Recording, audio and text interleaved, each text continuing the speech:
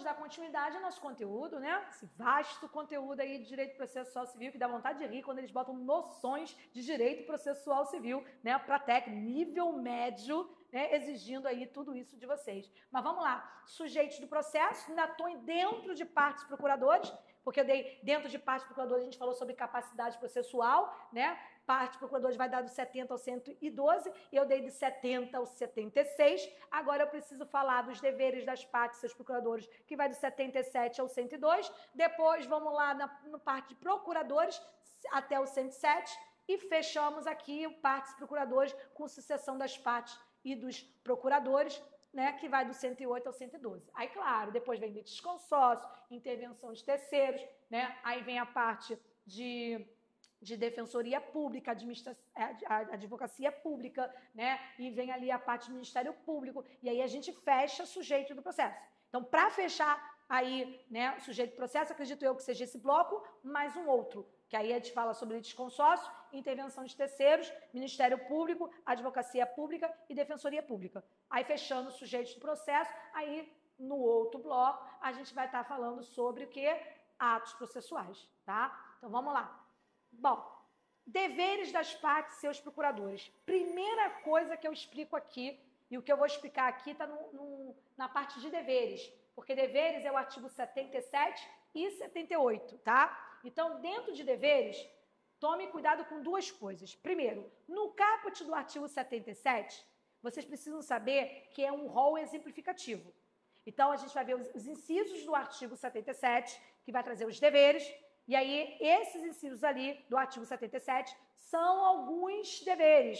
Então, entre outros, então significa que esse rol é um rol o quê? Exemplificativo. Segunda coisa, aqui está escrito deveres, né? E aí, o que acontece? Às vezes, em prova, vem isso escrito lá, o que eu vou falar daqui a pouquinho, e aí você olha assim, dever está dentro do capítulo de deveres das partes e seus procuradores.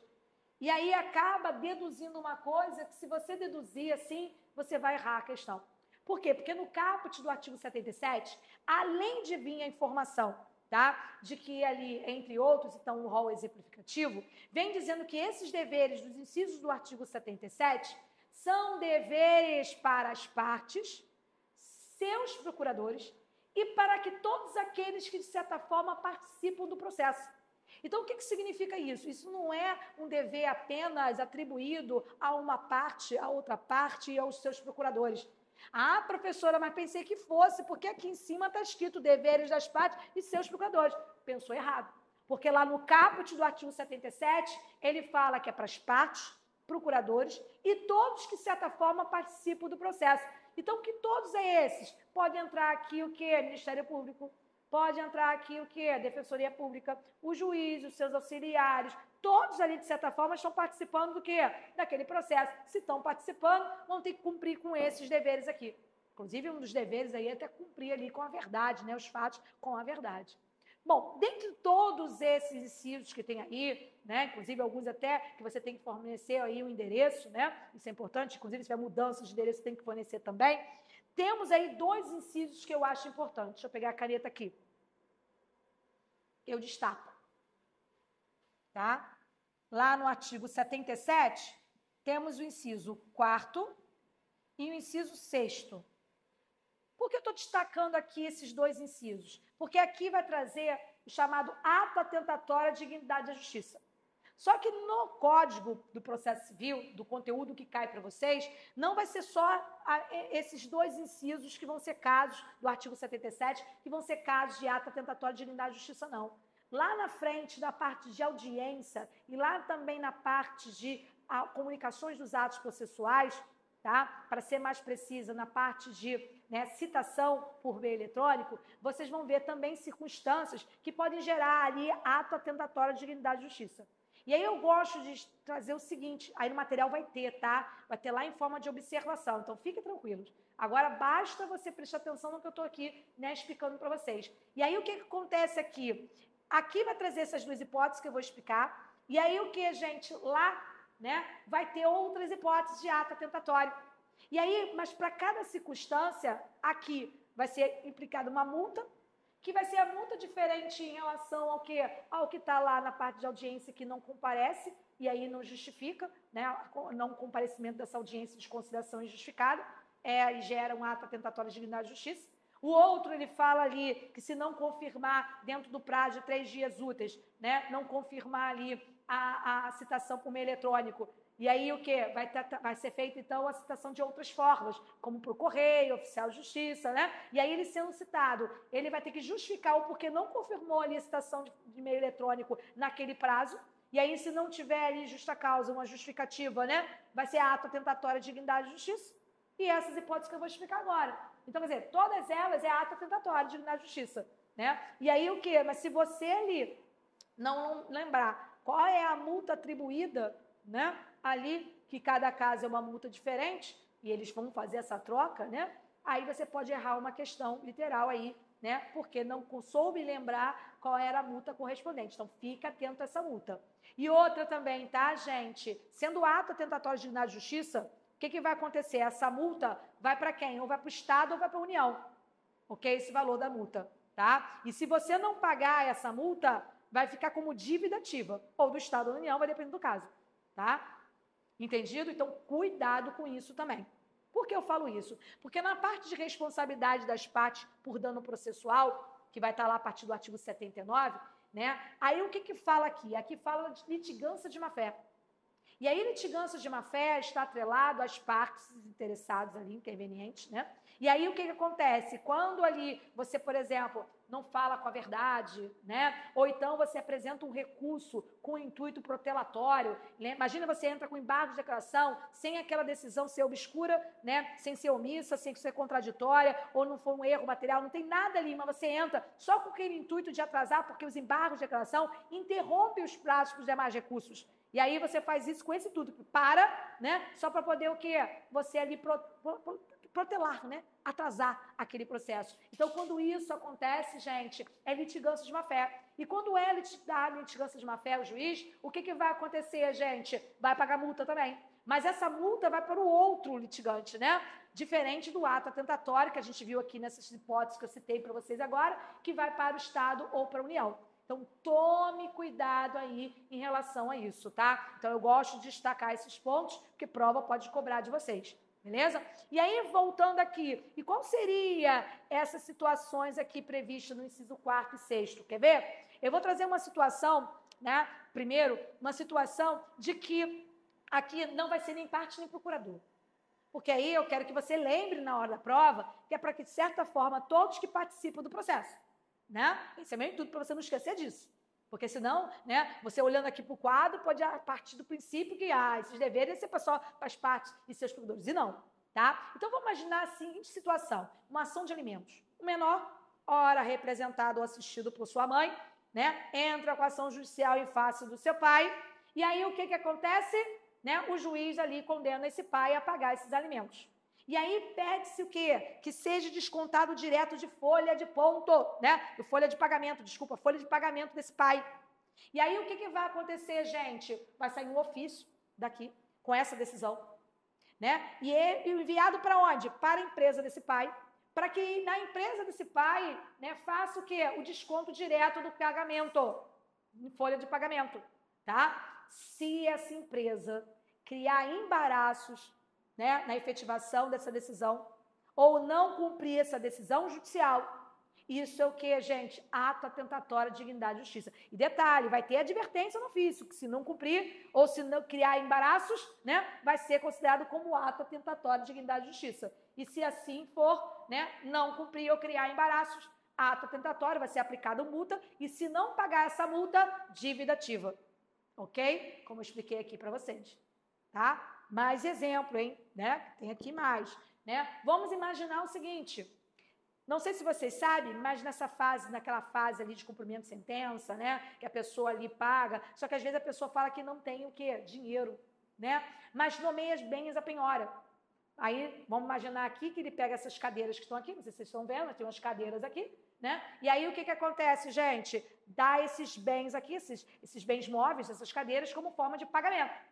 O exequente, que nesse momento é exequente, aquele que ganhou a ação, exequente, executado é o que perde, né? É o vencido. E aí o que? Não quer essas cadeiras, né? Porque não vai abrir curso para que eu quero essas cadeiras aqui. Eu quero que isso aqui vire dinheiro e me pague ali o que eu tenho de direito, né? Que foi condenado a pagar a quantia. Então, o que vai acontecer? Vai o oficial de justiça avaliador, que é um auxiliar de justiça, vai lá para fazer a avaliação, vai pegar a cadeira aqui, vai ver o estado que ela se encontra, vai ver quanto ela é cobrada lá, quanto ela custa, né, lá na loja e quanto tempo ela tem de uso e como ela está, se está desgastada ou não, para avaliar e fazer o quê? O valor, e aí vai atribuir a soma disso aqui e chegar ao montante, né, necessário. E aí o que vai acontecer? Como o exequente não quer, vai colocar o que, gente? Para ser arrematado, leilão. E aí o que? Enquanto não é leiloado e arrematado esse bem, alguém tem que tomar conta desse bem.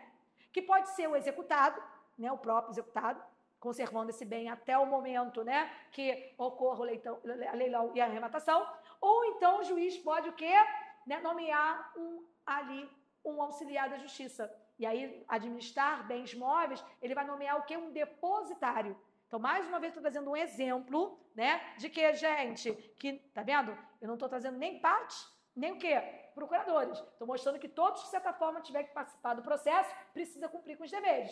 E não é diferente aqui. Então, esse depositário, que é um auxiliar, inclusive, gente, lá no capítulo de auxiliares da justiça, tem lá um artigo que fala sobre isso que eu estou trazendo aqui, hein? E vai falar do que eu vou falar aqui. Então, o que acontece? Esse depositário, se ele não conservar adequadamente esse bem, como assim? Colocar num lugar com mofo e começar o que, gente? Danificar, né? Colocar, isso aqui é madeira, e colocar num lugar que tem cupim, e aí começar o que? Destruir, não conservou, né? Ah, tá vendo uma deteriorização do quê? Do bem, né? Então, ele ali, gente, vai ser para ele determinado o quê? Ato atentatório de dignidade e justiça, tá? E vai ser aplicado, então, multa. Entendido? Então, repararam? Eu tenho vários exemplos aqui. Agora, vamos para mais exemplos. Vou dar mais um aqui que está se encaixando como ato atentatório também. Vamos imaginar o seguinte. Às vezes você entra com ação judicial pedindo para que seja embargada uma obra, porque ela está sendo construída de forma irregular. E aí o juiz, enquanto está sendo analisado tudo isso, né, na sua tutela ali provisória, pede para o quê? Para parar de construir. E aí o que? A construtora não para. E continua construindo. E não para. E aí o que acontece, gente? Tem que voltar para o estado inicial, né? Não pode, tinha que ter parado no momento que eu dei essa ordem, essa decisão. E aí não foi cumprida, né? Então, o que estar ali não cumprindo com uma decisão judicial, né? E aí o que vai acontecer, gente, né? Vai estar sendo ato atentatório à dignidade da justiça, né? Porque ali está descumprindo aí, né? Então, gente, a questão da obra que está sendo ali embargada está dentro do contexto aqui, né? De ato atentatório à dignidade da justiça, ok? Entendido? Então, ponto principal aí em relação ao 77, tá? No 78, gente, atenção à questão, né? E eu vou até incluir, além do que está no 78, porque vai ser importante lá na frente para vocês, tá? Lá na parte de juízes, né? Artigo 139 lá, que fala dos poderes e deveres do juiz. Eu sempre faço esse link. Por quê? Porque o juiz, ele tem o dever de manter a ordem, né? E aí, o que acontece, gente? Não se pode, né, ali as partes, as pessoas envolvidas, né, trazer palavras ofensivas nem por escrito, nem de forma o quê? Oral, né, presencialmente em audiência. Porque se isso acontecer, né, ali o juiz vai mandar o quê? Cassar a palavra. O que isso significa? A pessoa tem que ficar quietinha, né, e o quê? Só abrir a boca quando o juiz o quê? Determinar. Tá? Aí, por que eu falo que eu vou sempre além? Porque se for por escrito, essas palavras ofensivas for por escrito, ele vai mandar arriscar. Se for oral, né, ele ali pode, sob pena de caçar da palavra, e se caçar a palavra tem que ficar quietinho. E eu vou além porque lá no artigo 139 explica para vocês o seguinte, fala ali para vocês que o juiz, ele ali tem um poder de polícia, tá? Primeiro, ele pode chamar força policial e tem um poder de polícia. E aí, o que acontece? Se por acaso as palavras ofensivas, né, que estavam ali entre eles, né, aí quando você dá a advertência da caçada da palavra e caça a palavra, ele fica revoltado com o juiz, achando que o juiz está defendendo o outro, né, e aí em detrimento dele, e venha para cima do juiz, né, o juiz ali pode chamar força policial, e aí como ele tem um poder de polícia, a pessoa pode ser presa, tá? Então, fiquem aí atentos a isso. Bom, Falamos já um pouco sobre responsabilidade das partes por dano processual, falei que vocês têm que observar a multa, falei que é caso de litigância de má-fé, né, envolvendo aí as partes, né, intervenientes, né, e precisamos agora explicar sobre despesas, honorários advocatícios, multas e gratuidade de justiça, ok? O que eu vou fazer agora? Lá na parte de despesas, a gente vai falar para vocês que, salvo nos casos de gratuidade de justiça, então, o que eu vou fazer? Eu vou primeiro explicar a gratuidade de justiça, para vocês entenderem essa exceção, para depois o que? Explicar despesas, honorários e multas. Tá? Então, eu vou seguir aí essa ordem de raciocínio para vocês entenderem lá o artigo 82. Porque aqui, ó, vai 77 e 78, aqui nós temos 79 e 81, e a partir das despesas vai ser a partir do 82, tá? Então, só para vocês terem uma ideia aí, né, da onde eu estou, para quem está acompanhando ou com o roteiro, o meu material, ou estiver aí, né, com a legislação, né, ou aberta no site do Planalto, ou então aí, né, de forma física, saber aí, passo a passo, aonde eu estou. Então, vou lá para a parte de gratuidade de justiça. Gente, primeira coisa que você tem que saber de gratuidade de justiça. Quando a pessoa aí é hipossuficiente, tá? Não tiver condições financeiras, ela tem a possibilidade de pedir ao juiz a gratuidade de justiça, tá? Para que isso? Porque quando você entra com ação, você precisa adiantar as despesas processuais. Fora que as coisas do custo do processo, que você gere custo, você tem que pagar, se você não for o que? Beneficiário de justiça gratuita. Tá? E aí, o que você tem que fazer? Se desde o momento que você está propondo ação, você já está nessa situação financeira, é hipossuficiente economicamente, você já pede para que o que, gente? Para que se coloque, se dê ali a assinatura da declaração de hipossuficiência. Aí você assina a declaração de hipossuficiência e aí o que? Ao dar entrada com a ação, com a petição inicial, e se tiver com advogado particular, porque pode pedir gratuidade de justiça, mesmo sendo com advogado particular, porque as pessoas às vezes pensam que, sou hipossuficiente, então eu tenho que procurar a defensoria, porque se eu não procurar a defensoria e procurar um advogado particular, e não pode pedir a gratuidade de justiça. Engano seu.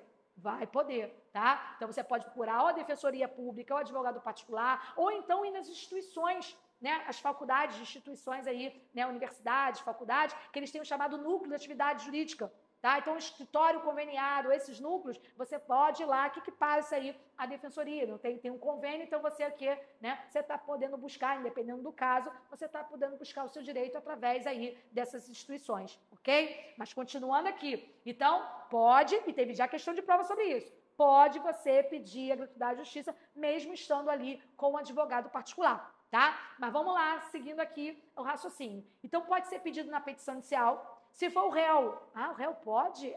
O réu vai poder pedir na contestação. Mas se o réu for pessoa jurídica, professora, pode. A gratuidade de justiça pode ser tanto pessoa natural, quanto pessoa jurídica, tá? Vai poder, quanto nacional e quanto estrangeiro. Tá? Nacional, estrangeiro, pessoa ali física ou natural, como queira, e pessoa ali, o que, gente? Jurídica. Tá? Vai poder lá pedir. E pode ser pedido na petição inicial ou na contestação, mas não esqueçam que às vezes a pessoa entra sem ser hipossuficiente e aí no curso do processo passa a ser hipossuficiente, fica desempregada, sem condições, né, para sua subsistência e pode pedir então no curso do processo, pode de forma superveniente, através de petição de e-mail. Ou então, né, às vezes acontece na fase de recurso. Aí vem aquele valor, que é recurso, né, claro, existe o chamado preparo, né? Que é o quê? O pagamento do quê? Daquele recurso, se você não for justiça gratuita. Claro, tem alguns recursos que você não paga, como, por exemplo, embargos de declaração, mas a apelação, por exemplo, você tem que pagar, né? E aí, a não ser, claro, a Fazenda Pública, né? União, né? Estado, não, então, lá, Ministério Público, não, mas não é o caso, né? Nós somos meros mortais aqui, né? E aí, o que vai acontecer? Vai precisar pagar. O valor é alto, não tenho, né? Aí o que? Às vezes a pessoa pede a gratuidade de justiça nesse momento, sem problema nenhum. Só lembrando que a gratuidade de justiça é pessoal, não se transmite, não se transfere. Então, por exemplo, se Maria, que estava dentro do ônibus, pediu gratuidade de justiça, o juiz deferiu, concedeu, e aí ela morre no curso do processo, os seus sucessores herdeiros automaticamente vão ter direito à gratuidade? Não. Vai ter que pedir, caso eles também sejam hipossuficientes. É mais de um. Todos eles, se forem hipossuficientes, eles vão ter que pedir, senão vão ter que o quê? Arcar com as despesas processuais. E não só com as despesas, mas a gente vai falar também dos honorários advocatícios, tá? Sucumbenciais. Bom, voltando aqui. Então, professora, não vai transmitir, não. E se tiver litisconsórcio, né? 2 autores, 2 réus, então cada um deles, se for hipossuficiente, tem que pedir, porque é pessoal e não vai se transmitir. Beleza? Então, voltando aqui. Então, gente, vai ter que pedir a gratuidade de justiça, e pode ser pedido aí no início, como pode até na fase recursal, tá pedindo a gratuidade de justiça, vai colocar aquilo, mas atenção. Porque, atenção, pode ser que o juiz defira ou não o seu pedido, né? E aí, como é que funciona esse passo a passo? Se você é autora, pediu na petição inicial a gratuidade de justiça, e o juiz indeferiu, você pode recorrer. Ok? Aí você vai... mas nem tivemos ainda a aula de recurso. A aula de recurso é lá no final, professora. Mas no artigo 100 do Código de Processo Civil, ó, né? Tá falando de recurso. Então, vamos puxar para cá, um pouquinho pelo menos, né? Quando o juiz indefere, tá? Vamos imaginar que ele deferiu aqui através de uma decisão interlocutória.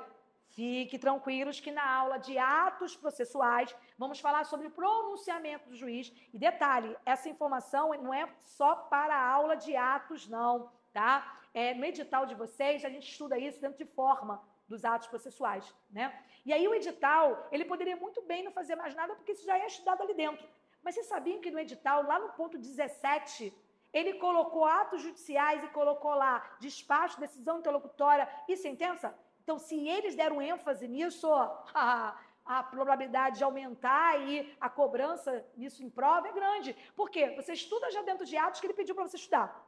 Aí ele me traz de forma separada no ponto 17. Aí ainda tem a parte de sentença conjugada que cai. Fora que no recurso, quando a gente estuda recurso, a gente explica que é cabível recurso através do quê? Dos pronunciamentos do juiz. Porque não é cabível recurso, né, contra o quê? O ato do Ministério Público, da parte, né? Só é cabível recurso dos pronunciamentos. E nem de todos os pronunciamentos, né? Porque se for através de despacho, que não tem o cunho decisório, não cabe recurso.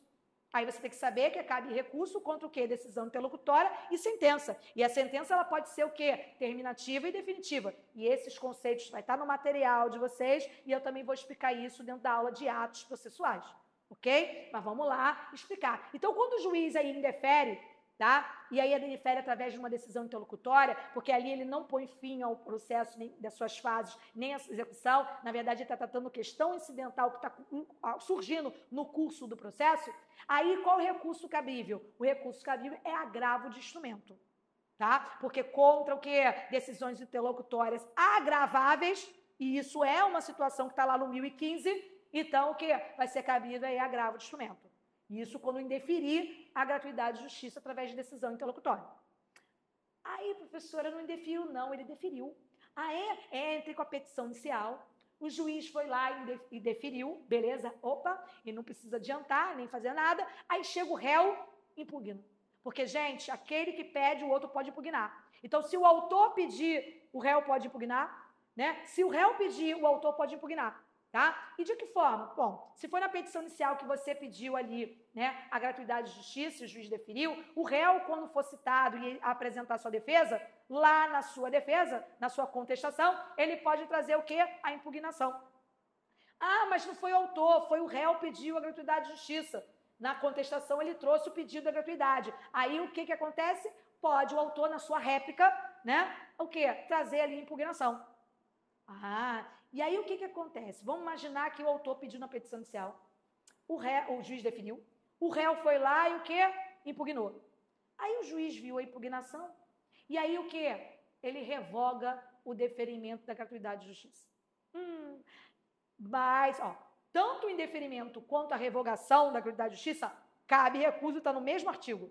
E aí, se for através do quê? Da decisão interlocutória, e é uma hipótese de decisão interlocutória agravável, também essa situação, e aí o que? Vai entrar com agravo de instrumento, ok? Por que, gente, eu estou falando isso? Porque se for em face de sentença, o recurso cabível não vai ser agravo de instrumento, vai ser o quê?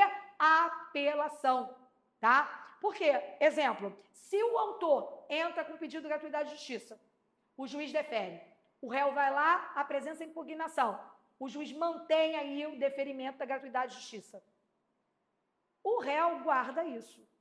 Porque não é aí agravável, né, a decisão interlocutória, ou pode ser que o juiz até conceda através de sentença, mas nesse caso aqui, como não é agravável, porque manteve ali, não houve um prejuízo imediato, quer dizer, o processo vai correr normalmente, porque quando indefere, ele tem que adiantar as despesas. Se não tendo direito, um engenheiro e o juiz exatamente que de forma inadequada, né, acabou ali indeferindo, vai acabar, o processo não tem como continuar. Então, por isso que é uma coisa urgente, que é cabível que é o agravo de instrumento.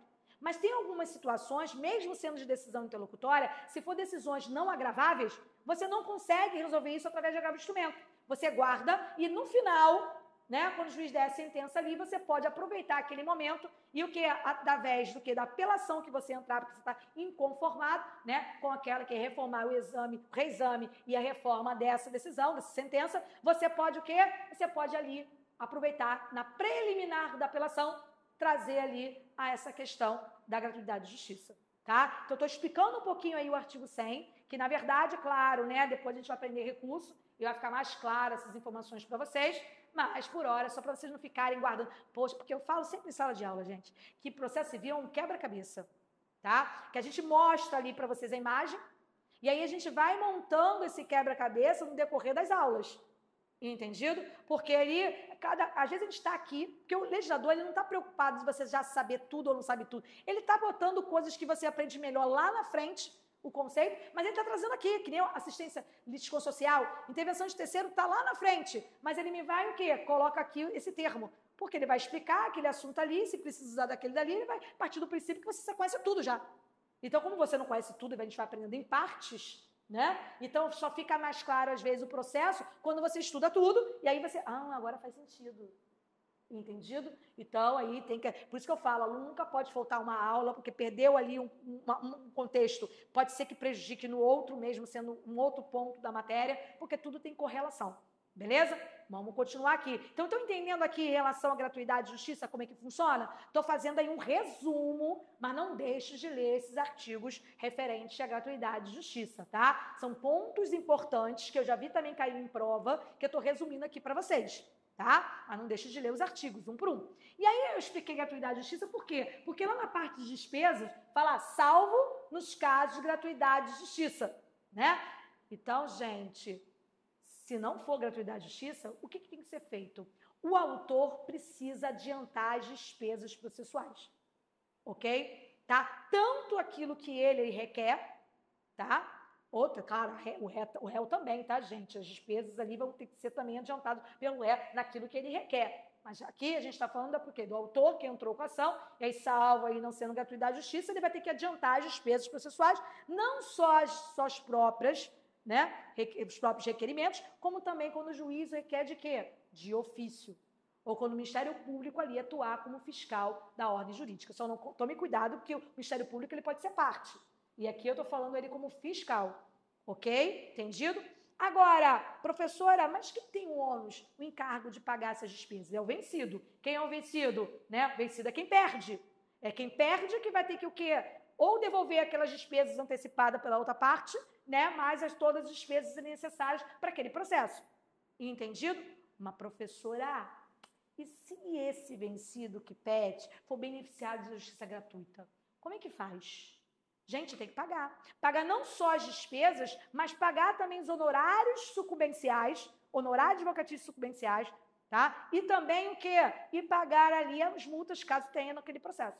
Não entendi. Vamos lá. Primeiro, cuidado para não confundir honorários advocatícios contratuais com os honorários advocatícios sucumbenciais. Fiquem tranquilos que no roteiro de vocês tem essa explicação, mas eu vou explicar aqui para vocês também, tá? Os honorários contratuais é aqueles... Lembra que eu falei que Maria procurou um advogado particular? Ou poderia ser o réu, na hora que foi citado, procurado um advogado para defender. Ali, quando procurou um advogado particular, ele disse o quanto ele cobra para praticar aquele ato. Você concordou, assinou o contrato. Por isso que são os honorários contratuais.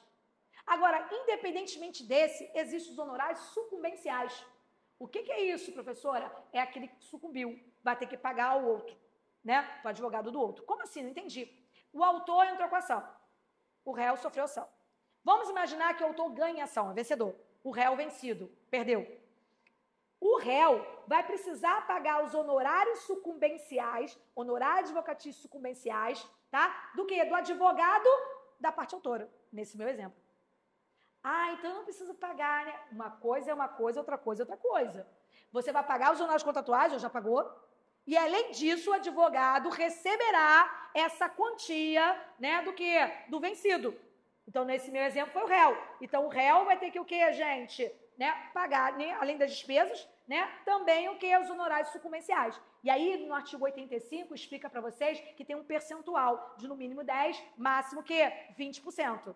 Calculados ali, né, da condenação, se for ali uma ação condenatória, do valor da casa, ou do valor econômico, né? Então, tem lá o percentual. Tá? Então, tome cuidado com isso aí, né, no artigo 85, que fala dos honorários. Então, se por acaso o autor que perde a ação e era beneficiário de justiça gratuita, mesmo assim ele tem que arcar com o quê? Com essas despesas, com os honorários, também com multa, caso tenha. E, professora, mas ele é suficiente. Ele não tem um centavo na conta, não tem nenhum bem no nome dele. Como é que fica a situação? Aí tem aqueles 5 anos, porque fica aqueles 5 anos ali para ver se a situação melhora. E o criador vai ficar lá de olho. Porque o credor vai comunicar isso, qualquer mudança, né? E aí o que, gente? Aí, se não tiver mudança nesses 5 anos, aí realmente extingue. Mas se não, gente, né? Ele ainda tem aqueles 5 anos ali que ele tem que arcar. Porque ele tem ali que pagar esses valores aí em relação à ação judicial. Ok? Entendido aí? E outra coisa também muito importante que veio recentemente, né? E prova vem cobrando, e já veio cobrando aí na banca FGV essa questão. Ao artigo 82, parágrafo 3º. Bom, a gente estava falando dos honorários, né? Imagine que a parte não pague os honorários do advogado. Não pagou os honorários advocatícios, né, do advogado. Se não pagou esses honorários advocatícios, gente, o advogado pode entrar na justiça. Aí, o que acontecia antigamente? O advogado tinha que adiantar as despesas, porque estava entrando com a ação, é autor, lembra? E aí, o quê? Ou então pedir gratuidade de justiça, se ele fosse suficiente. Hoje em dia, não é mais assim. Ó, né? Hoje em dia, o artigo 82, parágrafo 3º, diz o seguinte, diz que nos casos de honorários advocatícios, tá? Que no caso é de subsistência, né?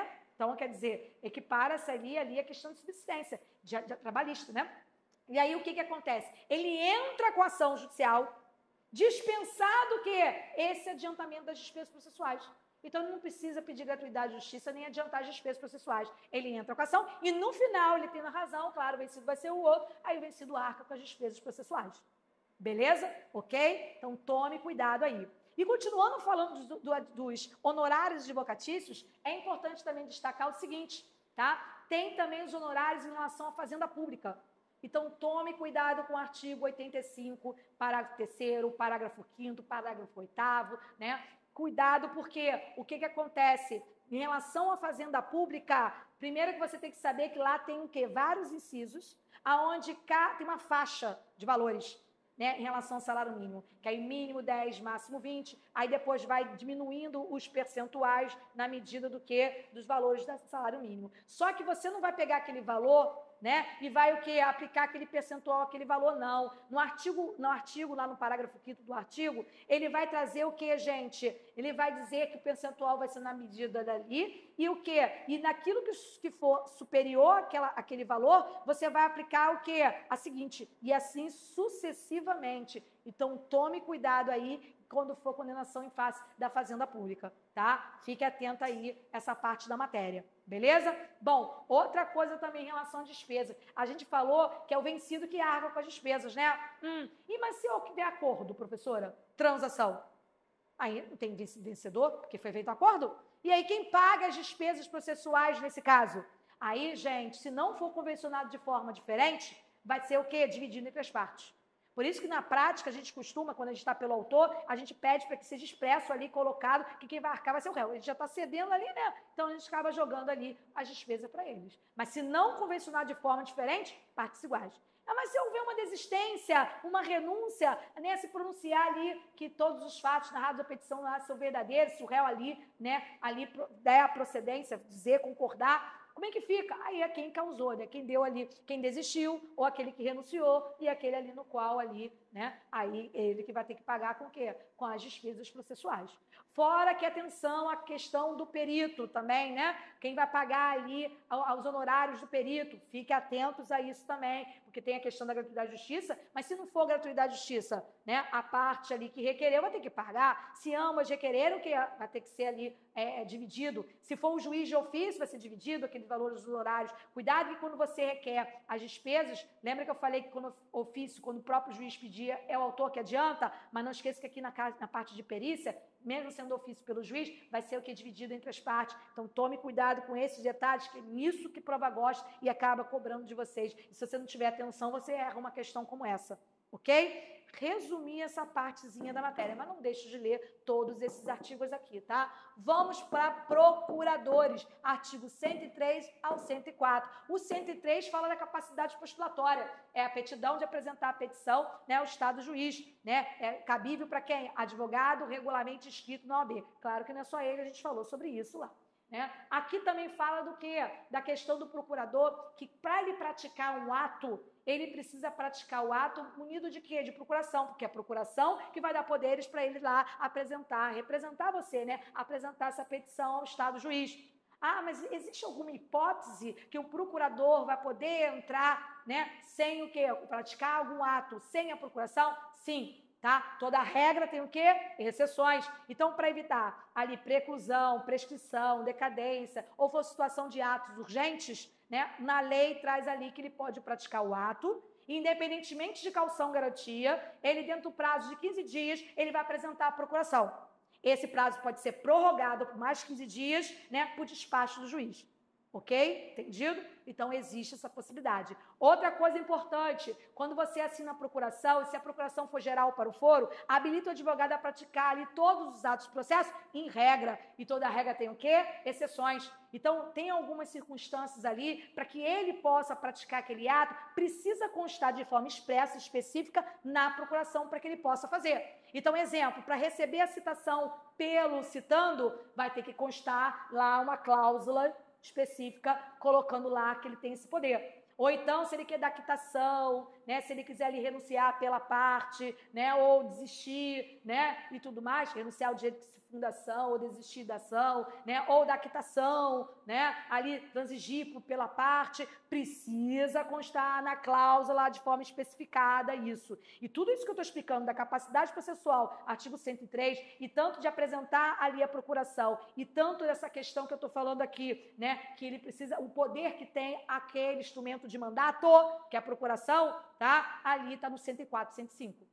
No 106, 107, fala da questão do direito e poder que tem o advogado. Ele pode consultar os autos, né, de ali, mesmo que ele não seja procurador, a não ser os casos de segredo de justiça, que vamos aprender na aula de autos o que seria aí caso de segredo de justiça, né? Aí tem aquela situação de que ele pode tomar vista como procurador dos autos, isso está lá no 107. E no 106, ele fala que quando ele ali julgar em causa própria, tá? Ele tem que fornecer o que, gente? O seu endereço, o número da OAB, e se tiver alguma mudança de endereço, ele tem que fornecer essa mudança de endereço, porque senão as intimações vão sair com aquele endereço fornecido anteriormente. E aí, mesmo que ele tenha mudado, se ele não trouxe essa informação na ação, aquelas intimações vão ser válidas, porque o Poder Judiciário, aquele era o endereço correto e aquele continua sendo, né? Então, todas que saíram vão ser consideradas como válidas. Agora, professora, e no caso de ele não fornecer aí o endereço, né, essas informações, o juiz, ao observar que ele não forneceu, vai dar prazo para que ele possa sanar esse vício, sob pena de indeferimento da petição inicial. Fique tranquilo que a gente vai falar sobre petição inicial lá na frente, e lá a gente vai falar das hipóteses, requerimentos, né, requisitos da petição inicial, e vamos trazer os casos de indeferimento, e lá faz a emissão esse artigo aqui. Então, quando tiver lá, eu falo assim, lembra do artigo lá, 106? Olha aqui, ele aparecendo aqui para vocês, que também é caso de indeferimento, tá? Então, lá a gente vai ver, e vai ver também o caso lá do artigo 321.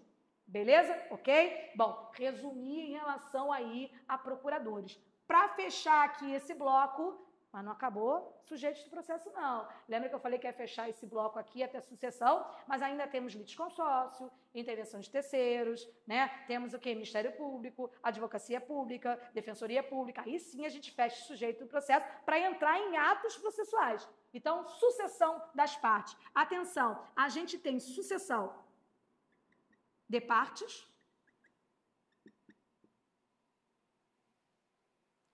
tanto nos casos intervivos, entre vivos, né, pessoas vivas, que está lá no artigo 109, de certa forma até já expliquei um pouco para vocês, lembram? E aí o quê? E sucessão de partes universal, que é no caso de morte, que está lá no artigo 110.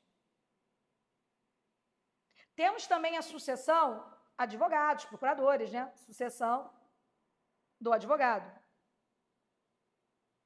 E aqui a gente tem, por vontade, né? No caso aqui, por questão de vontade, ato de vontade. E aí pode haver o quê? A revogação, tá? Ou a renúncia. E aí a gente tem quais artigos que falam sobre isso? Os artigos 111 e 112. E a gente tem um caso aqui, no caso da morte do advogado, né? Que não está dentro desse rol do 108 a 112, mas está lá no artigo 313, parágrafo 3º. Inclusive, gente, os casos de sucessão aqui, vocês acabam também estudando lá na parte de suspensão do processo, porque aí, havendo a sucessão, acaba havendo, às vezes, a suspensão do processo para ter habilitação, né? No caso da parte. Então, sempre aí, às vezes, tem questão de prova que atrela essa parte de sucessão com a parte de suspensão do processo, que começa lá no artigo 313, tá? Que cai para vocês formação, suspensão e extinção do processo. Bom, em relação à exceção das partes, vamos começar lá com atos intervivos, artigo 109. Eu já expliquei para vocês, mas vamos lembrar? Olha lá. A entrou com ação reivindicatória sobre um bem imóvel. Lembra que A entrou com ação reivindicatória de um bem imóvel em relação a B? Aí o que aconteceu? B, aí vai ter esse nome, alienante, né? Vai ter esses nomes aí, né, para vocês. Então, acompanhe lá o artigo 109, que eu vou estar traduzindo ele aqui, tá? Então, A entrou com ação reivindicatória sobre um bem imóvel, né? Ali, no caso, alienação. E aí, o que aconteceu? B, ali, alienou no curso do processo, vendeu ali para C. E aí a gente tinha explicado que se a parte contrária consentir, há sucessão entre vivos. Isto é, C vai suceder B. Mas, claro, nós aprendemos também que se não há o consentimento, teve uma questão de prova da FGV que cobrou isso, que opôs-se. Se opôs à entrada, não vai haver o quê? A sucessão. Aí vai ocorrer a substituição processual que nós aprendemos no bloco anterior, os blocos anteriores. E aí o quê? Havendo a substituição, aí vai estar lá B em nome próprio, mas defendendo o direito de quem? De C. E aí C vai poder entrar como assistente litisconsocial. Até porque ali ele tem interesse jurídico e a sentença proferida ali para as partes originárias vai atingir diretamente o quê? C. Eu estou traduzindo aí as informações previstas no artigo 109. Ok? Bom, continuando aqui. 110. Quando uma das partes morrer no curso do processo, claro, desde que seja transmissível, né, o processo não se encerra. Se for transmissível, né, não se encerra. Se for intransmissível, se encerra, extingue. Como assim, professora? Transmissível, aquele caso de acidente de trânsito é transmissível. Se no curso do processo Maria morrer, vai ter lá a habilitação, vai vir seus herdeiros para continuar com aquela ação judicial. Agora, imagine só que uma pessoa entre na justiça pedindo que uma medicação que o SUS não está concedendo, tá, que é muito cara, e você precisa que o SUS libere essa medicação e você entra com ação com esse pedido. Ou então um leito, né, um CTI, né? Isso pode acontecer tanto com o SUS, quando você entrar na justiça, quanto o plano de saúde, que não liberou ali ou um exame, né, ou não liberou ali aquele quarto. E aí o que acontece? Gente, entrou e acabou morrendo. Não deu nem tempo do juiz o que apreciar. Né? Entrou com a ação, vai prosseguir essa ação, gente? Não, tá? Aí extingue. Agora, gente, no caso da Maria, como eu falei, vai ser transmissível, então vai dar continuidade com a sucessão aí por morte. Agora, existe também a sucessão do advogado, isto é, por ato de vontade, pode haver revogação. O que significa isso? Pode o que, gente? Da parte não querer mais continuar com esse advogado e querer revogar o que é a procuração desse advogado e entrar com um novo advogado. E aí, o que ela tem que fazer? Ou imediatamente, ela o quê? Ela dá a entrada, né? Com o quê? Com a outra procuração, revogando a anterior, tá? Ou então, que, gente, se ela ali revoga aquela procuração e não entra com a anterior, lembra ali, ela vai ter prazo para poder sanar e com 15 dias para entrar com o quê? Com a nova procuração. Ih, professora, ela não entrou. Aí entra naquela historinha que a gente explicou do artigo 76. Lembram lá? Prazo razoável, se não sanar, né? Lembra? Suspende, aí dá prazo razoável para sanar. Se aí for o autor, extingue. Se for ali o réu, revel. Lembra? Se for o terceiro, se for naquele momento, na instância originária. Entendido? Na parte originária ali da ação. Agora, professora, pode o advogado não querer mais continuar com a cliente? Pode. Aí é renúncia. Mas como é que vai funcionar isso aí? Ele primeiro vai ter que notificá-lo e comprovar ali que ele notificou. Tá? E ele aqui, se ela, claro, imediatamente já pegar lá e colocar um outro advogado, ok. Tá? Agora, se por acaso, tá, ela ali não de imediato fizer, na lei diz que durante 10 dias ele ainda fica ali para cumprir alguns atos urgentes que ele precisar. Ele não vai abandonar ela ali, então dá aquele prazo por lei, 10 dias, que aí surgiu uma audiência, um prazo, ele vai poder ali praticar, tá? Mas depois disso, é por conta dela, entra naquela história que a gente falou, ela precisa, como ela não tem capacidade postulatória, ela precisa ali logo localizar um outro advogado ou um defensor público, tá? Agora, e no caso de morte? Se é o único advogado, isso tudo que eu estou falando é quando tiver um único advogado na procuração, né? Porque se forem vários, um morreu, não vai fazer diferença, desculpa, né? Morreu, mas não vai fazer diferença para cliente ali no prosseguimento da ação, né? Agora, se for o único advogado, né, morreu, pede-se o quê? Não tem que arranjar outro, porque ele que tem capacidade postulatória, ela não tem, né? E aí entra naquela historinha toda que a gente já explicou aqui. Beleza? Ok? Entendido? Espero que sim. Então, a gente encerra esse bloco agora e depois o quê? Mais tópicos, litisconsórcio, intervenção de terceiros e assim por diante, para fecharmos o quê? Sujeitos do processo. Por hora, fechei para vocês partes procuradores, que vai do 70 até o 112 aí, né, do Código de Processo Civil.